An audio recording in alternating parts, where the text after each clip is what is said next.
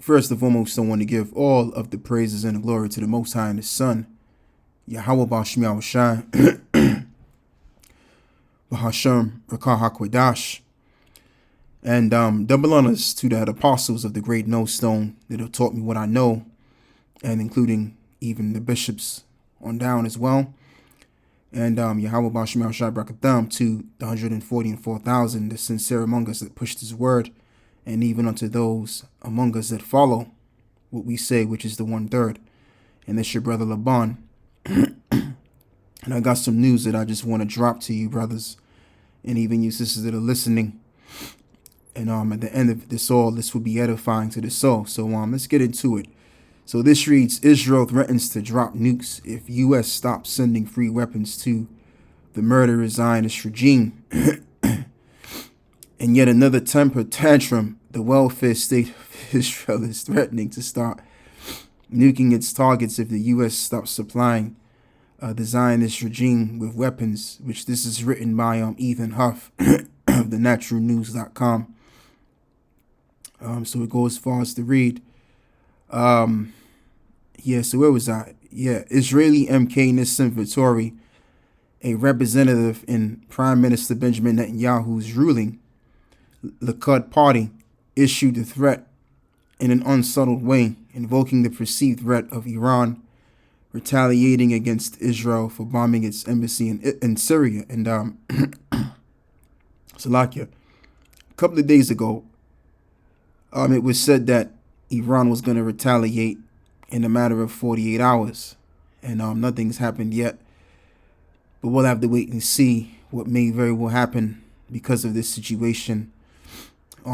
They could attack this week, or they could attack next week, or they may not attack at all because they have to be diplomatic, as well as all of these nations have to be diplomatic in how they're going to approach one another, because one little thing can go wrong, and before you know it, now the missiles are going to start flying, which the missiles are going to start flying anyway. So anyway, go as far as to read, in the event of a conflict with Iran, if we do not receive American ammunition, we will have to use everything we have, Vittori stated. In other words, unless the U.S. continues to supply free weapons and ammunition to Israel in order to bless the Zionist regime.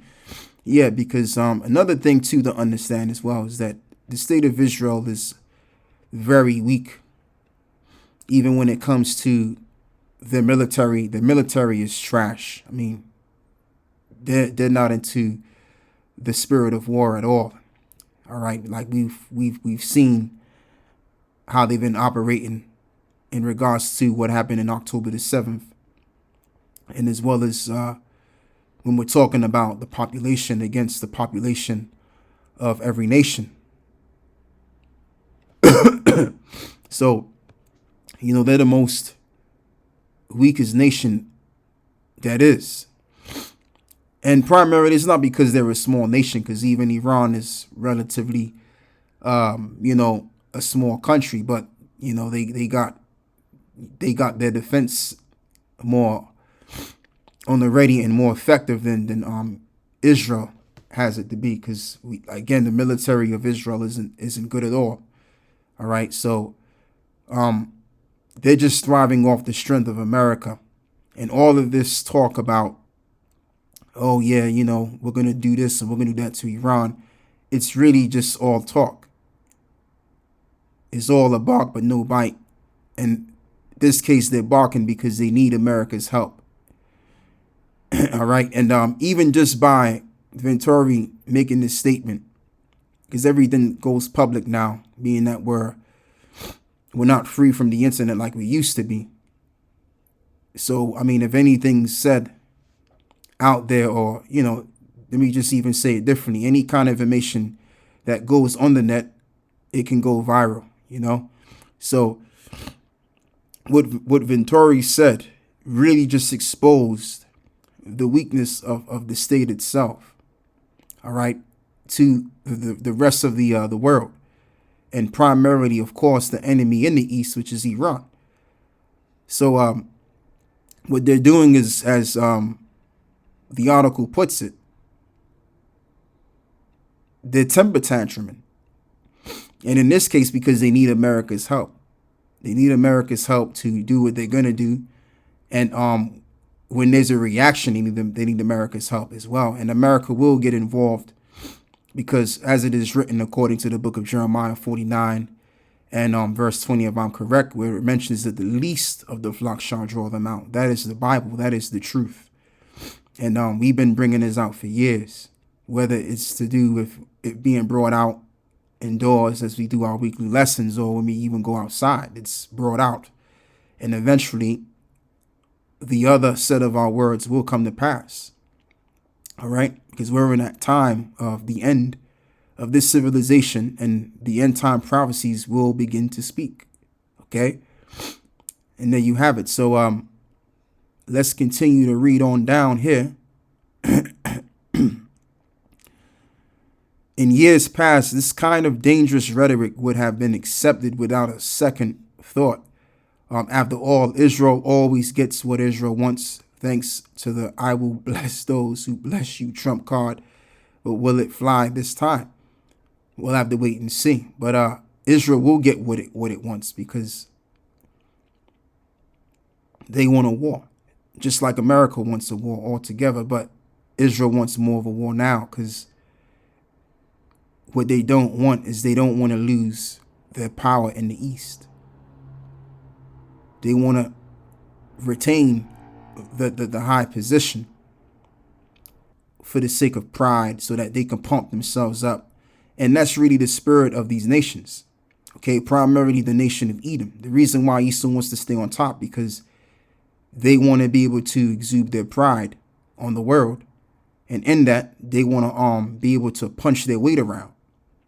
All right, and tell the world what to do. And then eventually, in that way, they can get their way, as Israel has always been getting their way. And when we talk about Israel, we also got to talk about those that are behind the curtains too, that are in charge of Western politics, primarily down here in the UK, and as well as America too. Okay, and this is why America will have to get involved, because the Israelis are in again, are in charge of the governments in the West. This is why the Western countries go so hard in kissing their ass. Why do you think that is? All right. So it's going to get done. And this guy over here, Mark Levine, he basically said in this video that if it was up to him, being that Israel is in a vulnerable place, he would use nukes to destroy the enemy. I mean, he didn't say that, but that's more or less basically what he's saying without saying the term nuke. So what I want to do is I want to play a little bit of this video here, so that you brothers and you sisters can check this out. I mean, I'm not going to play all of it. Once he makes us a certain point, I'm going to stop it and we're going to move forward. And then do whatever they have to do to win. So put that on the debate now. What are they going to do if they're surrounded? What are they going to do if 150,000 advanced missiles are going to be shot? What are they going to do if Iran gets involved? Well, they can't win a conventional war. What are they going to do? I think I know what they do. I know what we would do. We would destroy the enemy. Mm-hmm. And just like he said, they won't be able to win a conventional war because the military is trash. Okay, those men that are in the military in Israel, they're not really men of war. Okay, they're a bunch of weak asses. Now, maybe a very few of them may be about the business of war, but most of them, they're not about that life. All right, that was shown on the 7th of October and onwards. When that happened, when that incident happened, that they basically did themselves any doggone way. All right. So let me read the scripture, and it's going to be the book of Isaiah 14 and verse let's read verse 11. It says, "Thy pomp is brought down to the grave, and the noise of thy vows, and the worms is spread under thee, and the worms cover thee. How art thou fallen from heaven, O Lucifer, the son of the morning, and how art thou cut down to the ground, which didst weaken the nations?" For thou hast said in thine heart, I will ascend into heaven, and I will exalt my throne above the stars of the Most High, and I will sit also upon the mount of the congregation of the north, the congregation in the side of the north. And I will ascend above the heights of the clouds, and I will be like the Most High, and yet thou shalt be brought down to hell, to the side of the pit. And that's exactly where they're going, because of these words on how they really feel inside as a collective. You know, as it is written in the book of Proverbs 16, pride go before destruction, and an haughty spirit before a fall. So yeah, pride will take a man places, and the place that man will go after pride is destruction. Okay, that's the only thing, and that will be demonstrated on a global scale, so much so that the destruction of Babylon is going to be heard in the east, as that's put in Jeremiah 49 as well. Okay, so the level of pride that these devils are ruling the earth in, and that they're showing at a very high degree, consequently, is going to bring them to a higher degree of level of destruction. All right. This is what we're all going to see. We're going to see the after effect of pride. And then the world is going to realize that it's not for us as men to be prideful against our power, or to be prideful generally. Read this as well. Obadiah 1 verse 1. The vision of Obadiah, thus saith the Lord power concerning Edom. We have heard a rumor from the Lord, and an ambassador is sent among the heathen, and arise ye, and let us rise up against her in battle. And behold, I have made thee small among the heathen, and thou art greatly despised. Exactly. The world hates America. Once upon a time, nations around the world inspired to go to America for a better standard of life.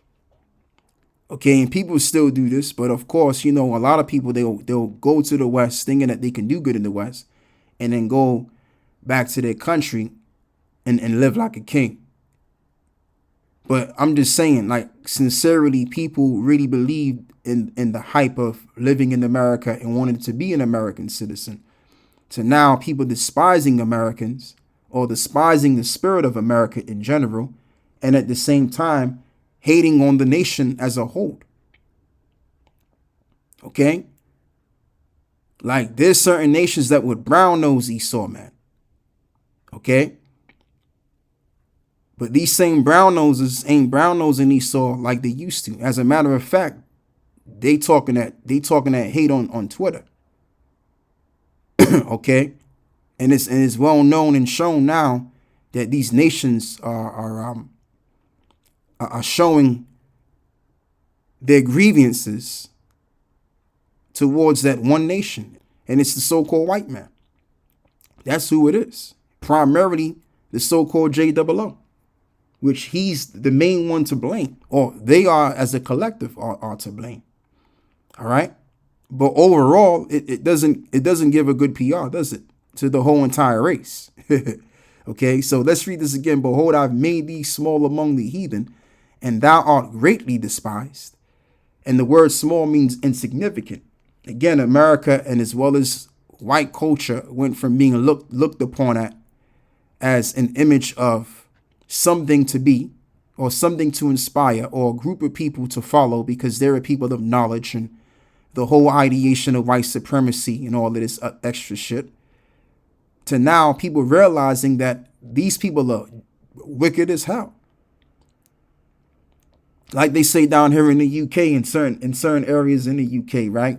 Being lower than a snake's belly. That's what these nations are finding out about this devil. This devil's lower than a snake's belly. Okay? The pride of thine heart hath deceived thee, and thou art that dwellers in the clefts of the rocks, whose habitation is high, that saith in his heart, who shall bring me down to the ground? And that's what they say in their mind. They can't be brought down. How could we be brought down when we took over the world, and we've been standing above the world and among all of these nations for 5 centuries long? I haven't said this in a while. I mean, if you take a nation that's been on top for centuries, like this nation for 500 years to be exact, I mean, all that nation ever knows is to excel, is blessings, which the term blessing means to bow. Actually, that's what the term actually means, from the word barak, which means to bow. I mean, all of these nations have been conquered by this devil for that long. And at the same time, these nations have been bowing to them. Not literally, but when we're talking about believing in their education and believing in the whole hype of the so-called white man. Like, all right? That's what these nations have been doing. So if you're of this nation and you see this, and all you've ever seen is this, you've been born with this. Okay, you've never seen no other nation look down upon you before. And all you see is your nation prospering, and yourself including. Of course, you're going to think you're that much of this shit to the point where you can't fall apart. Right? So this is why the pride has reached levels beyond. Now they feel like they're gods in their own fashion, thinking that they can override what the Most High have already set up. But they're going to find out the hard way. They're going to find out that they're going to be in a world of hurt trying to change the fabric of what the Lord created. Okay? With this mentality. Oh, let's read some more. Though thou exalt thyself as the eagle. This is why the American emblem or animal emblem is the eagle, because the eagle is the most how could I put this? The eagle is the most high flying bird among all birds. And though thou exalt, and though thou set thy nest among the stars, thence will I bring thee down, saith the Lord. They have those little space stations, and they've even lied. And I think it was around 1969, Apollo 13, I think it was either Apollo 11 or Apollo 13, when he said that the eagle is landed. So that was their way of saying that we've reached the higher heights. Okay, and America is that nation which has reached its peak. So when you have a nation that says this, what's next to come? If you're saying you've reached the highest peak, and you're just greater than everybody below you, what are you basically saying? You're saying that you can't reach any higher. So now you're set, just like the sun. And when the sun sets, what happens? The sun goes down. And this is what happened after they declared that lie in 1969. What happened? You had soldiers coming back from the Vietnam War on drugs, and you had the whole hippie movement and that sort of movement basically demoralized the country. And then from the 1970s, you had this pimp prostitution culture, and that also affected a lot of Jakes, especially the working class people. That culture affected the working class people, especially Jake in general. They brought into that whole pimp prostitution trend, and America just started going downhill moralistically because of these trends and the narratives that was posed primarily to the people of America. But of course, the poorer people are going to be more affected by these narratives. And plus, you got more poor people in America than you do have well-to-do people. So of course, if you got a bunch of poor people that's committing crimes because of, certain circumstances, what have you will, and they're really the backbone of society because they're the working class. Without the working class, you have no economy. Then guess what? All right. It doesn't make America look too good when you got the rest of your laborers looking a certain way because of the certain trends that are being set afterwards. All right. But like I said, just not getting off topic. The point that I'm making is that when they said that the eagle is landed, afterwards they started going downhill. Because when that energy of pride comes into you, that's the minute you say to yourself, I've reached my peak already. You've reached your set. So once one reaches one set, then you have to go down. You can't go up no more. That's why the scripture says, the greater thou art, humble thyself. Because when you're humble, you can always grow. There's always room for improvement when one is humble. But when you're prideful and you're arrogant, you can't learn anything new because you feel as though you're all in your everything. Okay? And that's what brings a man down, is pride.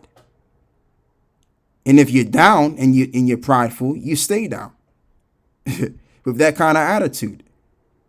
And there's men that we've all came across in our lives, or even in this truth, that have demonstrated this, and we saw their own consequences of having this thing called pride. Now look at them. Thence will I bring thee down, saith the Lord. And you see, Yahushua is going to make a prime example, like I said, and I'm going to say it again, of what pride can do for a man. We're going to see it. So that's all I'm going to read right there. Let's read some more in this concerning pride. Sirach chapter 10, verse 18. The Lord hath plucked up the root of the proud nations and planted the lowly in their place. And the Lord overthrew countries of the heathen and destroyed them to the foundations of the earth. He took some of them away and destroyed them and have made their memorial to cease from the earth. Like the example, we don't remember the great things that the Medo-Persians did. We don't really remember the great things that the Babylonians did anymore. Specifically, we don't really remember this. Now, could we do research on this stuff? We can go back to the research of it. But guess what? We don't remember it. All right? There's certain things that we do remember that took place biblically, but there's a lot of great things that these nations did in biblical times that's not spoken of today. And then when you find these nations, that you find them dirt poor. Like, look at the Persians. The Persians were a great nation. Now look at the Persians now. Look at the state of them Elamites in India. Them niggas is dirt poor over there, man. And then they come over here, they come over to the UK, and all they can really do is run these cheap ass convenience stores that they ain't really making no money out of anyway. Right? And if they're not doing that, they're selling you tikka masalas and curries and all of that stuff. They went from that to doing what they're doing right now. And these nations were what? At the height of. That's where they were. They were at the height of their time. But now look at them. So there you go. And most of these nations that ruled, they ruled with pride. That's all I got to say. I don't need to say anymore. So now, let me read this again. He took some of them away and destroyed them and have made their memorial to cease from the earth. Pride was not made for men, nor furious anger for them that are born of a woman. So there you go. Let me read this one last one, because this is a good verse as well. They that fear the Lord are a sure seed, and they that love him an honorable plant, which is the elect. They that regard not the law are a dishonorable seed, and they that transgress the commandments are a deceivable seed. And among brethren, he that is chief is honorable, so are they that fear the Lord in his eyes. And the fear of the Lord go before the obtaining of authority, but roughness and pride is the losing thereof. You see? So that's what you want. You want the fear of the Lord, and therefore you would obtain authority. And that's what we want. We want to be able to obtain authority. Why do we want to be able to obtain authority? What's the main purpose why we want to obtain authority? So that we can declare the righteousness of Yahweh Bashmiel Shai. All right. We don't want to be obtaining the authority over the earth just so that we can massage our egos and feel good about ourselves. No, there's a purpose to that, so that we can give the right kind of sacrifices and declaring the righteousness of the Heavenly Father and his only begotten Son. Demonstrating his truth to the world so that his ways can be followed. This is the real reason why the Israelite man was made. to show the righteousness thereof around the world. And that's what we're going to do. As is mentioned in the book of Isaiah chapter 2, that all of the nations are going to go before Israel and learn the word of the Lord, something to that equivalent. All right. Out of Mount Zion shall go forth the word. What, their words or the words of the Lord? Of course, the words of the Lord. Okay. So that's what it's about. So right now, this is why we're being tested. We're rehearsing the righteous acts while we're being tested. And the main thing that we're learning is to be obedient. And in that, we're learning the fear of the Lord. So when we know the fear of the Lord, guess what? Now we're those profitable to rule, as this is written in the book of Wisdom of Solomon, chapter 10. And I think it's in verse 3. No, actually, it's not. It's Sirach, chapter 10. Let's go back to Sirach.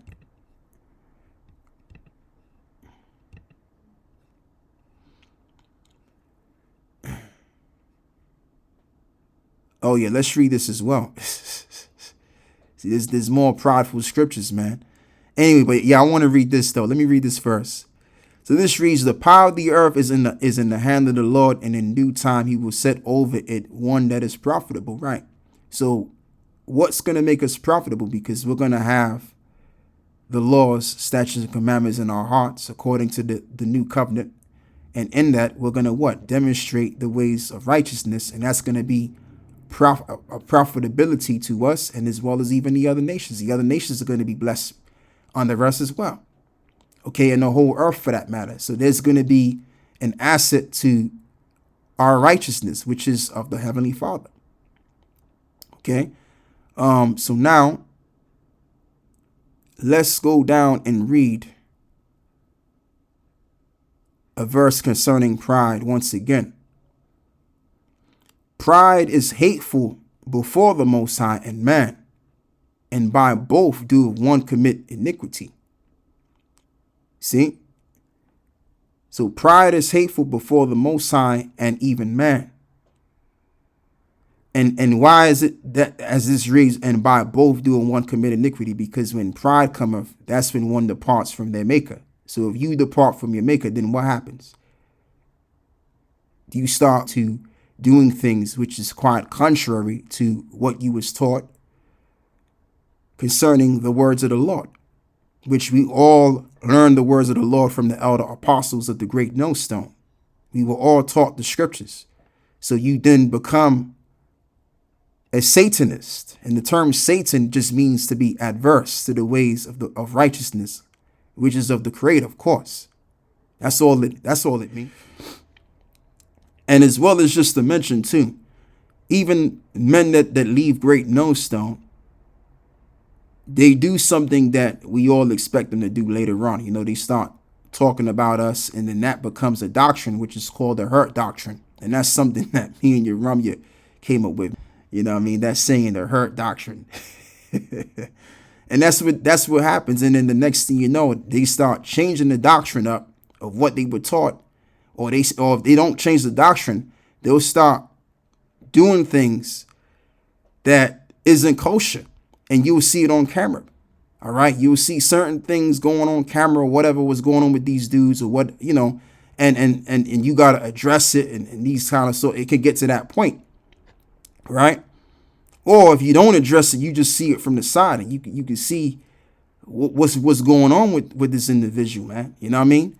So that's what happens a lot of the times when guys fall out of the truth. They become different, and not different from the better, but different for the worse. And you can see it. Okay. And even guys that's in the various different camps that we talk about as well, like IUIC and certain other men, you know, that's teaching things that they ought not to be teaching. All right. And all of this is all done by pride. So now it's no longer about the Spirit of the Lord working with them to teach the word in sincerity. It really becomes about them and what their wants are. and how they want to look. All right. Whatever it is that they have in mind that they want, they'll use the truth for that instead. Okay. So, yeah, that's pretty much all I got to say on this. But the point is going to be made very clear with this third woe, which is coming quickly. These devils are going to find themselves in a situation that's going to be so beyond them that they're literally not going to know how they're going to be able to take what's coming upon them. I mean, yes, we can include the third woe, but also we have to include the coming of the Lord, because the Lord is coming back out of all of this. All right, this nuclear war that's brewing right before us. These devils are going to be in a world of hurt, and this is going to be a world of hurt that no one has ever been in before. All right, so and we gonna see this. We're gonna see this, man.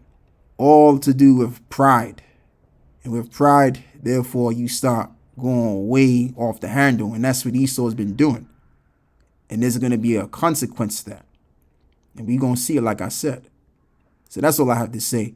I want to give all of the praise and the glory to the Most High and His Son, Yahweh Bashim Shai, Bashim Rakah Hakwadash, and double honors to the head apostles of the great millstone that have taught me what I know, and including the bishops on down, and Yahweh Bashim Shai Brakatham, to the 144,000 that sincerely preach the word of the Lord, and to those that sincerely follow, whom is the 1/3.